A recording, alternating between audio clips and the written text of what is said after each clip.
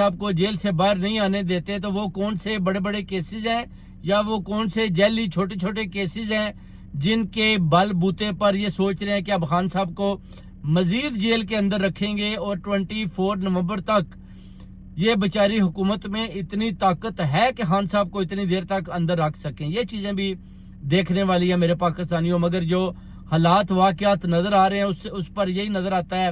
کہ خان صاحب جو ہے نا وہ باہر آنے والے ہیں, کیونکہ جو احتجاج کی کال خان صاحب نے پورے ملک اور پوری دنیا میں دے رکھی ہے اس کا وزن یہ اٹھانے کو تیار نہیں ہے. ان کو پتہ چل چکا ہے کہ یہ جناب